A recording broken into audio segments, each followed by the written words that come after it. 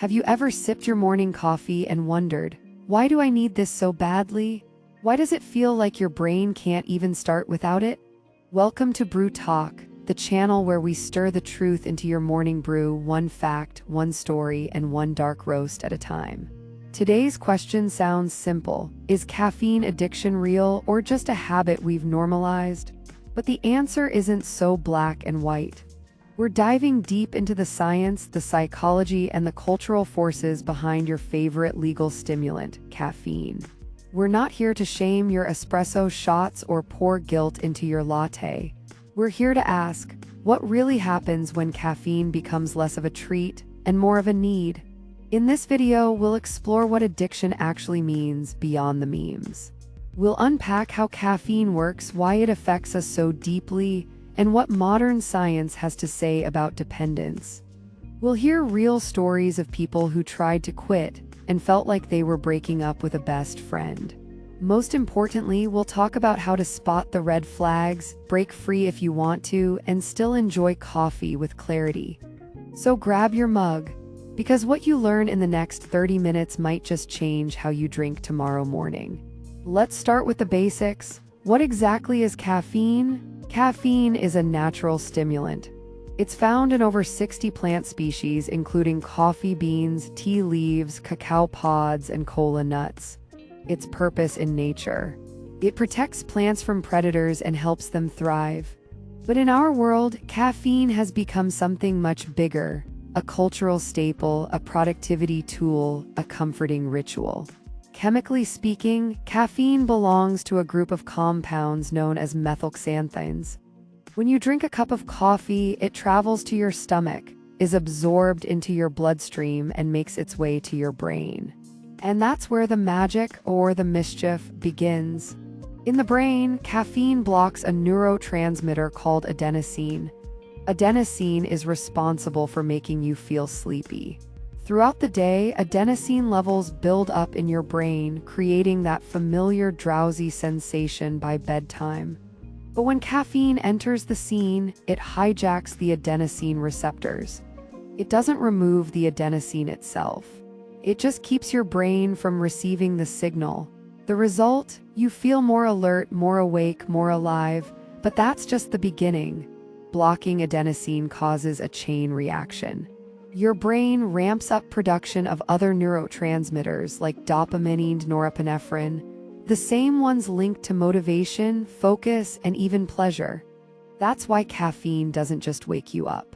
It can actually make you feel good, like really good, like, let's start a business and run a marathon kind of good. This neurological shift is why caffeine is so powerful and so potentially habit-forming. But does that make it an addiction? That depends on how we define addiction. If we're talking about a substance that alters brain chemistry, creates dependency, and leads to withdrawal symptoms when removed, then caffeine absolutely checks some of those boxes. But caffeine doesn't lead to life-threatening overdoses in typical amounts. It doesn't cause the same level of compulsive use or social harm as substances like nicotine or opioids. So where does that leave us? Some researchers use the term caffeine use disorder instead of addiction. It's a more nuanced label that recognizes the substance's effects without equating it to more destructive dependencies. According to the DSM-5, the Diagnostic Bible for Mental Disorders, caffeine use disorder is a real but relatively rare diagnosis. To qualify, a person must repeatedly fail to cut back or quit caffeine use, continue using caffeine despite it causing problems like insomnia or anxiety, experience withdrawal symptoms such as headaches, fatigue, or irritability. Sound familiar? For many people, this pattern doesn't feel extreme. It's just being human in a world that runs on coffee. But here's where it gets interesting. The normalization of caffeine might be hiding just how powerful it really is. In fact, studies show that up to 90% of adults consume caffeine daily, and many of us unknowingly adjust our lives around it. We wake up groggy, reach for coffee. Hit an afternoon slump, grab another cup. Feel moody or foggy on vacation? Oh no, we skipped our usual dose. This loop is easy to miss because it looks so normal. But if caffeine has become a crutch, it might be time to look more closely. Still, it's not all doom and gloom. Caffeine isn't inherently bad. In moderate doses, it's been linked to improved cognitive performance, better mood, even a lower risk of diseases like Parkinson's and Alzheimer's. But like most things in life, the dose makes the poison. Some people metabolize caffeine quickly, others don't. Your genes, your tolerance, your sleep quality, your stress levels, all of these shape your relationship with caffeine. And that's the key. It's not about whether caffeine is good or evil.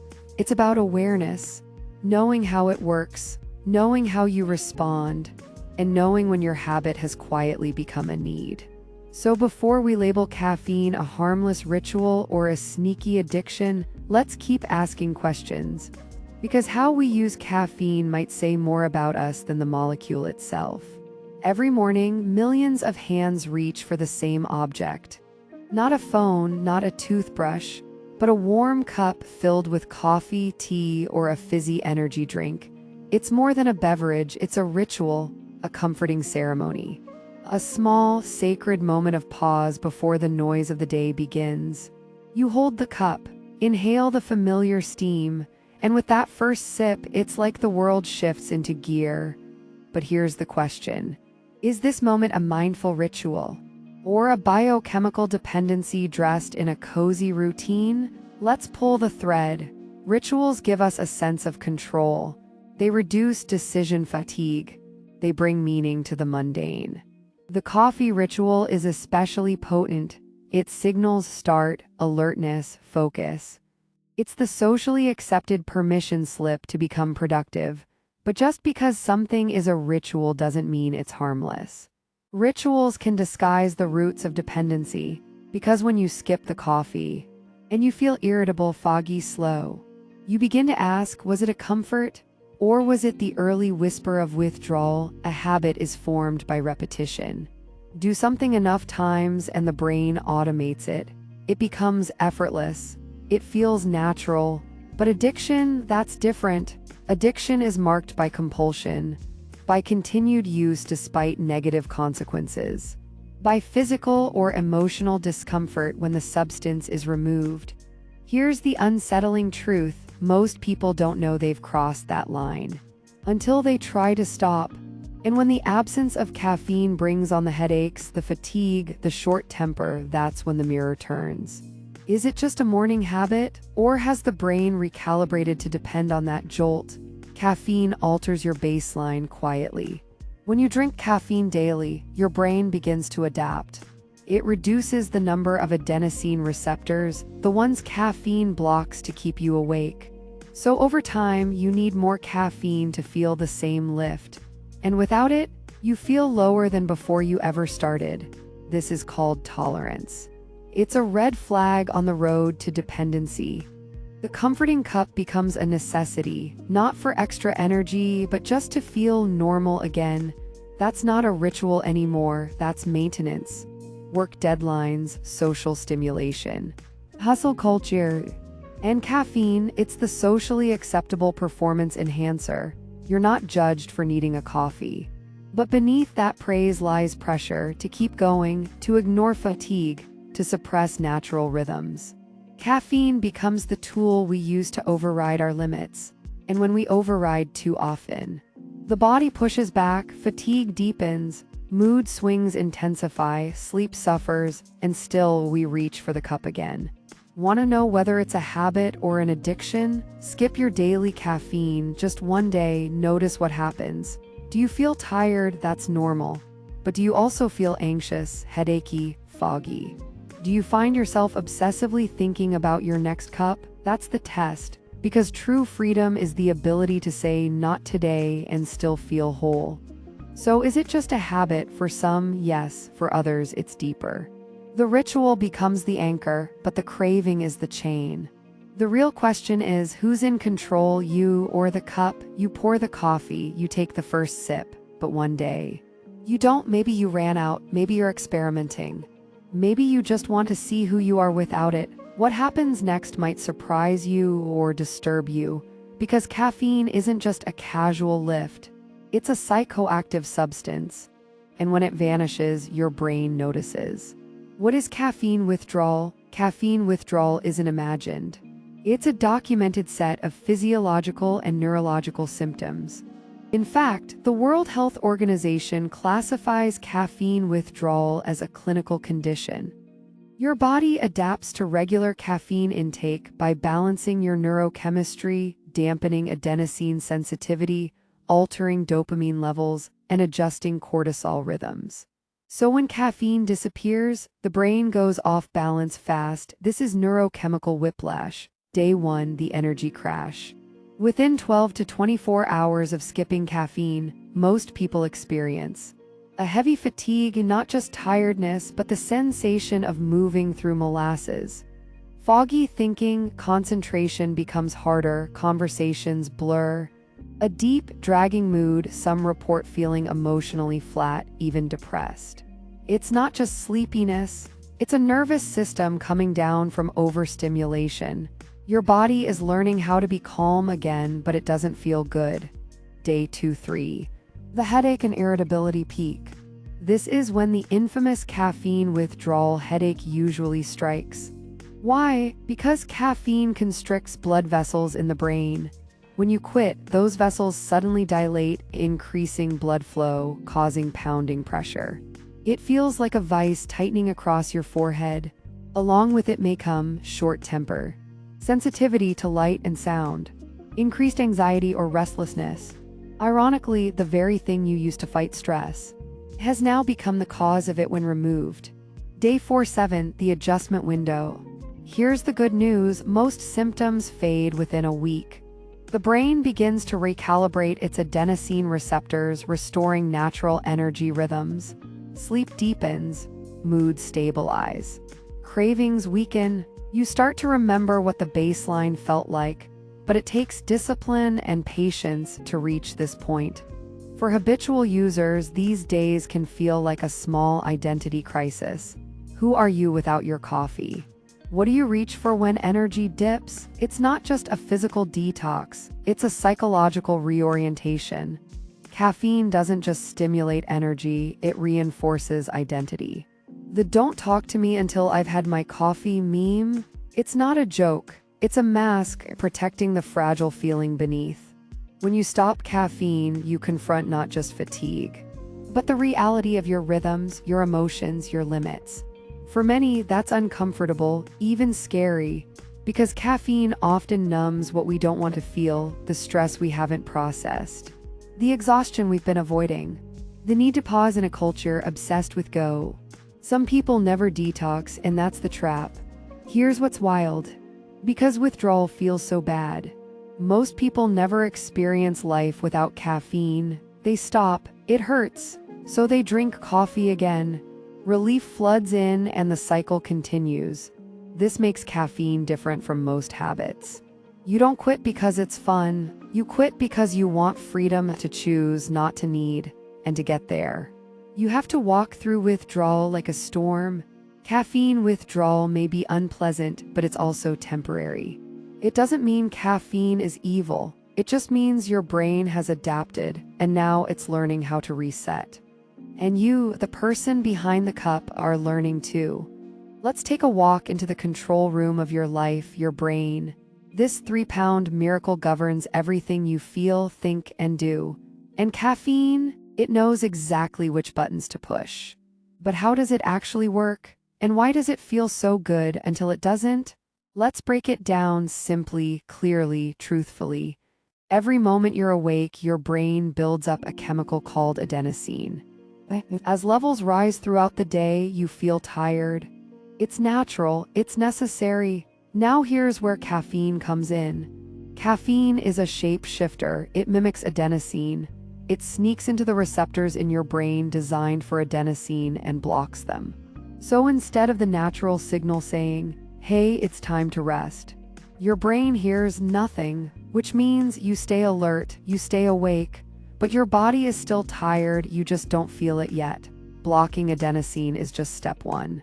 Caffeine also amplifies dopamine, your brain's feel-good chemical. This is the same pathway many drugs like cocaine and amphetamines influence, though caffeine does it in a much milder way. But the pattern is familiar. Dopamine rises, right arrow, you feel focused, motivated, alive. The association forms, right arrow, coffee equals reward. The cycle deepens, craving begins. You don't just want the alertness. You want the pleasure that comes with it. Even the smell of coffee can trigger dopamine now. That's not magic. That's neuroplasticity, the brain learning what makes it feel good and asking for more. Caffeine doesn't only affect feel-good chemicals, it also spikes cortisol, the body's primary stress hormone. That's why coffee makes you feel wired. This can be helpful in the morning when your natural cortisol is already high. But drink it at the wrong time, like late afternoon or evening, and it can disrupt your ability to fall asleep, your heart rate, your blood pressure, your mood regulation. Over time, chronic overstimulation of cortisol can lead to adrenal fatigue, burnout, or anxiety. Your body was never meant to sprint forever, but caffeine tells it to keep running whether it's ready or not. Here's the real reason people get hooked on caffeine: your brain adjusts to regular intake. With frequent use, it grows more adenosine receptors. It becomes less sensitive to dopamine. It tries to rebalance because it craves homeostasis. So now you need more caffeine to feel the same buzz, and without it, you feel worse than you did before. This is tolerance, the first cousin of addiction. It doesn't mean you're weak. It means your brain is working exactly the way nature designed it to protect you from overstimulation. So is it really addiction or just a habit? This is where science meets philosophy. Addiction usually involves compulsive use despite harm, withdrawal symptoms, tolerance and craving, loss of control. Habits, on the other hand, are automatic routines, powerful but not necessarily painful to break. Caffeine exists somewhere in between. For some, it's just a cozy ritual. For others, it's a biochemical leash. Ask yourself, can I go a week without caffeine? Do I use it to mask fatigue instead of solving it? Do I feel like myself without it? Your answers may tell you whether caffeine is your tool or your tether. Imagine this: you're not even fully awake yet, but your hand already knows where the coffee cup is. Your body moves almost on instinct. Click, brew, sip. And suddenly the world feels like it makes sense again. Now ask yourself, was it the caffeine? Or was it the ritual? Because caffeine may light the fire, but ritual is what builds the hearth around it. Let's talk about why coffee is more than a substance.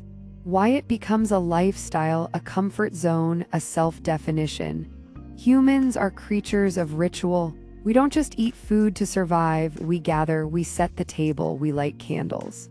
We don't just bathe, we soak, we hum, we turn it into self-care. Coffee is no different. Morning coffee is not just a drink. It's a moment of transition between sleep and wakefulness, between chaos and control. It gives us the illusion of certainty, something to count on. And over time, that ritual becomes sacred.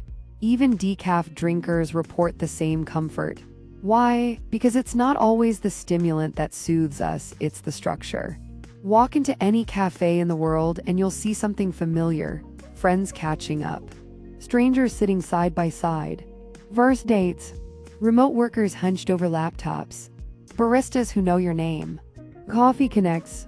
It's an acceptable excuse for gathering. Isn't really about caffeine, it's about companionship. It's a pause button in a busy world. It's therapy disguised as a cappuccino. In this sense, giving up caffeine can feel like giving up belonging, not just a beverage. It becomes a part of who we are, what we wear, what we post, what we meme about. We don't just drink coffee, we broadcast it. And so, the idea of letting it go, even reducing it, can feel like losing a piece of self-expression. It's not just a withdrawal from caffeine, it's a tiny identity crisis. Who am I if I'm not holding that signature mug? If I'm not part of that tribe? Let's be honest, The world is loud, unpredictable, often overwhelming. Coffee, it's reliable, it's warm, it's grounding. It gives you something to do with your hands when you're nervous. It fills the silence when you're alone. It makes you feel in control, even when everything else is spinning. That first sip of clarity, that warm steam on your face, that 5-minute pause where it's okay to just be, if you're thinking of cutting back or even quitting. Know this, you're not just removing a chemical, you're rewriting a ritual, and rituals don't vanish, they transform. Here are small but powerful mindset shifts. Replace, don't erase. Ritualize something new, read a page of a book.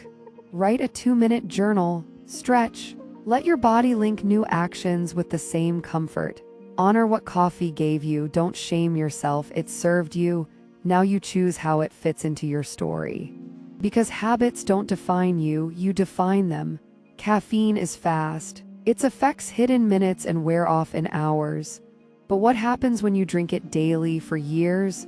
That's what most people don't think about. We treat coffee like a sidekick, always there, always harmless. But your body keeps the score. And over time, caffeine shapes your biology, your habits, and even your identity. Let's talk about the long-term effects, the ones that don't come in a single cup but accumulate quietly. You fall asleep, you think you're rested, but something feels off. Caffeine stays in your system for up to 10 hours. Even if you sleep, it disrupts deep sleep, especially slow-wave sleep, the phase critical for memory consolidation and physical recovery. Long-term, this leads to chronic tiredness, brain fog, emotional instability, reduced immune function, and ironically, you wake up needing more caffeine, a feedback loop disguised as fatigue. But maybe you're just a chronic caffeine person. Caffeine triggers your adrenal glands to release cortisol, the stress hormone. In the short term, this gives you alertness. In the long term, it can lead to hormonal imbalance. Adrenal fatigue, though controversial, many feel the symptoms. Increased belly fat, menstrual irregularities in women, lower testosterone in some men. It's not immediate, but drink coffee first thing every day for a decade and your baseline stress state may shift permanently. Caffeine stimulates the central nervous system. For many, it creates a low-level feeling of urgency, even panic. But you might also find your emotional range shrinking. You're not calmer, you're caffeinated. And sometimes we confuse the two. Caffeine raises heart rate and blood pressure. For most people, this isn't dangerous. But if you already have heart issues or consume high volumes, it adds up. Long-term caffeine excess has been linked to increased risk of arrhythmias, hypertension, reduced heart rate variability linked to stress resilience. Again, this isn't about a cup or two, but 4-6 cups every single day for decades, that's a different story. Caffeine is a gastric stimulant. It speeds up digestion and sometimes too much. Over time, this can lead to nutrient malabsorption, especially iron, magnesium, and calcium. Acid reflux or GERD. Increased gut sensitivity. You might feel more regular, but ironically, your body might be missing nutrients that support long-term health and energy. The more you consume, the more your body adapts, receptors adjust, sensitivity dulls, you need more to feel the same effect. And so you escalate, 1 espresso becomes 3. Morning coffee becomes an afternoon top-up.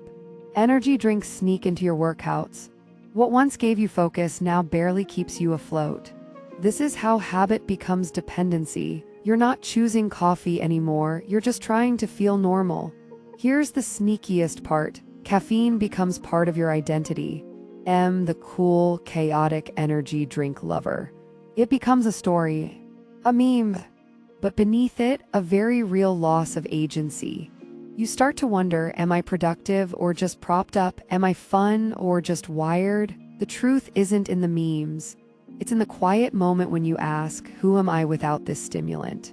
Imagine this, you wake up without an alarm. No grogginess, no zombie shuffle to the coffee machine.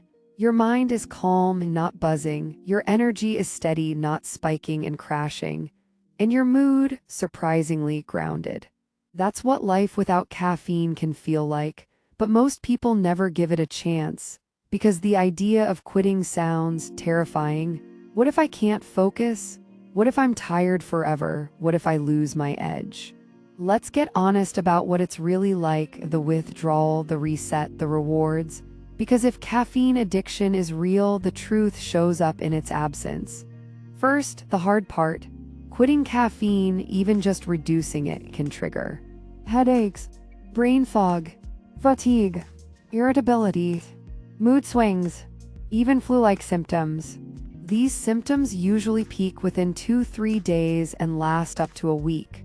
They happen because your brain and body are recalibrating. Your adenosine receptors, the ones that regulate tiredness, are learning to function normally again.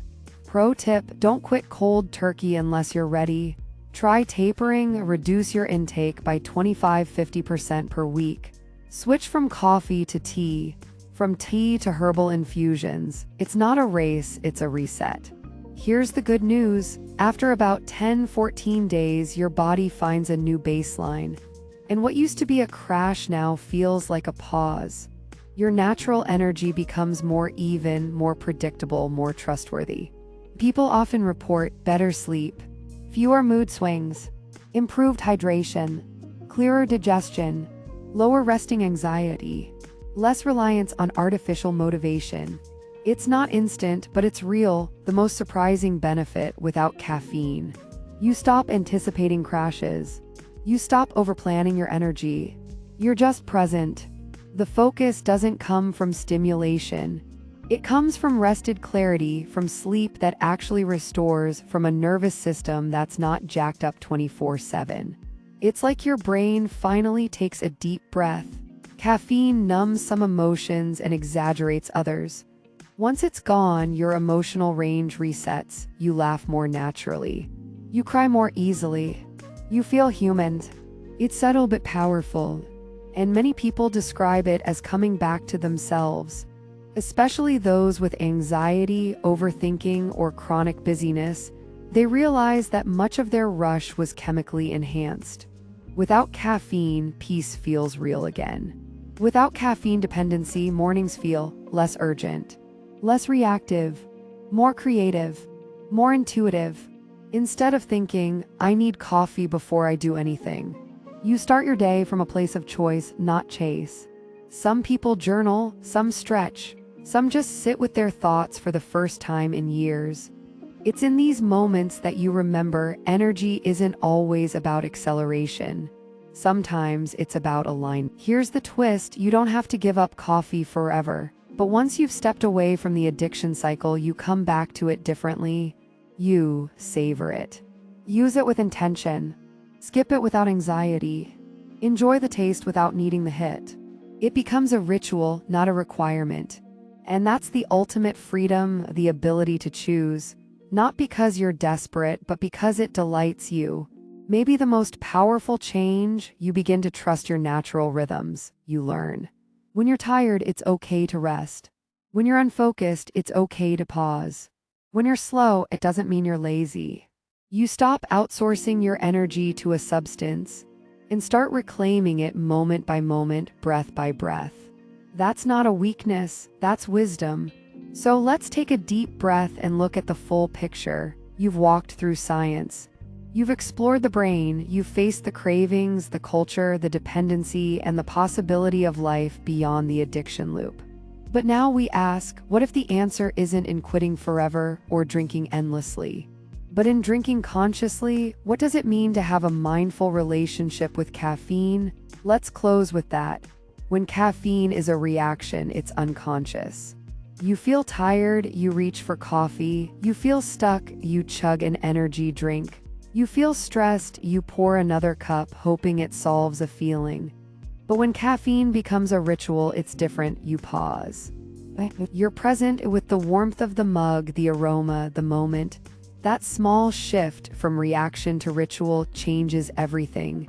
Before your next coffee, try this. Why am I reaching for this? What do I hope it gives me?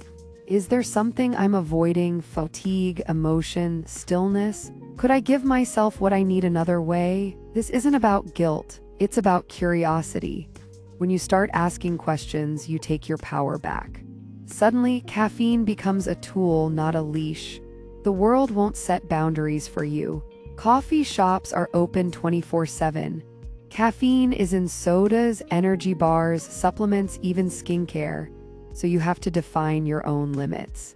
1 or 2 cups a day, only before noon, none on weekends, caffeine-free every 3rd week. It's not about being rigid. It's about protecting your energy, your sleep, your mental space. Boundaries are a form of self-respect, not deprivation. Most of us don't actually need more energy. We need better management of it. What drains us isn't always a lack of caffeine. It's overcommitting, underresting, emotional overload, poor sleep hygiene, always being on. True energy comes from sleep, stillness, breath, purpose, movement, alignment. Coffee can enhance these, but it can't replace them. Ultimately, caffeine addiction isn't just about biology. It's about agency. Do you feel like you're choosing, or are you being driven by default? Freedom is having a choice, and that choice can change daily. There's no badge for quitting forever. There's no shame in loving your latte. There is only this awareness. Caffeine might wake up your body, but it's self-awareness that wakes up your life. So ask yourself, what wakes me up? What inspires me? What makes me feel clear, vibrant, alive? Because that's what you're really chasing, not just energy, but aliveness. Coffee can be part of that journey, but it's not the destination. You are. If this voiceover helped you think deeper, if it made you reflect on your habits, your energy, your own story, then we invite you to subscribe to BrewTok, where we talk about coffee, brains, balance, and the things nobody explains.